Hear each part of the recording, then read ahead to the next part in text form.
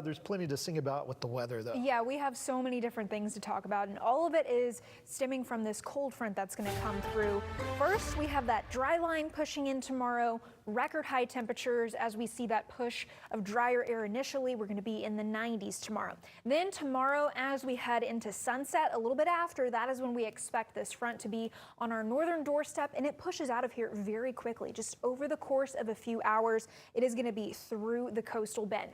Whenever it comes to the impacts, we're going to go, as I said, from those 90s tomorrow afternoon into the 60s for Monday. So a nice cool down for that second round of spring breakers, anyone who has a little bit later of one. And temperatures in the mornings are going to go down into the 40s for Monday as well as Tuesday. And with those winds staying pretty consistently strong, it'll feel a little bit colder as well.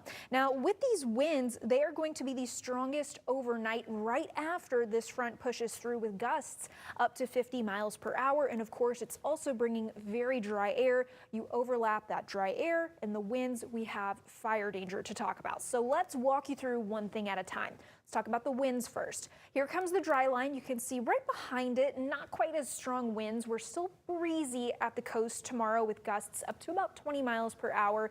And then as that front just cruises through here, wind gusts pick up pretty quickly. This is going to be the time where we see those strongest wind gusts between 40 to 50 miles per hour, and the strongest ones will be towards the coast. A little bit weaker farther inland, but still decently strong. Those wind gusts stay pretty elevated into Monday morning. We're still experiencing 40 to 45 mile per hour gusts to kick off the work week. And throughout the day, those winds do gradually go down, but we're still pretty breezy through the end of the day. Now, we do have wind advisories as well as a gale watch. So the waters are going to be quite rough, not just out in the Gulf, but also in the bays. So that's something to keep in mind. The wind advisory for all of our inland areas, it's going to kick into effect tomorrow night at 11 and last through Monday morning at 9. The islands are going to also see a wind advisory. It kicks in at the same time, but it goes for a couple more hours. It goes until lunchtime on Monday. Additionally, as I've been talking about, we also have dry air coming in. So we are looking at a fire weather watch as well. This is going to start around the time that front is coming through and last through most of the day Monday into the evening hours. Now, this does not at this time include the islands, and we'll probably be seeing that pushed up to a fire weather warning into tomorrow. So we have a couple different things to talk about for weather impact alert. The first being those really strong winds, the gusts up to 50 miles per hour, and then you add the low humidity on top of that. That is when we start to talk about fire danger. So pretty much from tomorrow evening through most of Monday and into the earlier part of the night is when we're going to be seeing these weather impact alerts. So make sure you're securing any outdoor items, avoid outdoor burning at any and all costs. Those spark producing activities, the fire danger is just about as high as it can get. And with some of these wind gusts as strong as they're going to be, we could also see some isolated power outages.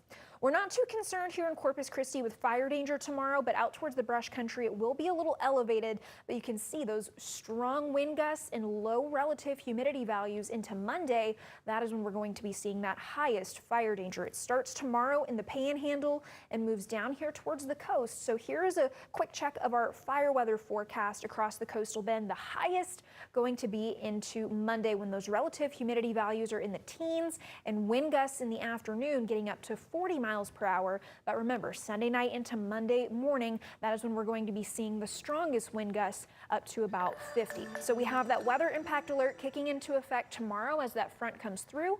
It's for the strong winds, and then it becomes for a fire danger aspect. Still breezy through Tuesday and Wednesday, but nowhere near quite as windy. And we finally start to warm up as we head into the middle and later part of next week. Tuesday, officially, St. Yes, Patrick's Day. It is. All right, thanks so much. Still to come.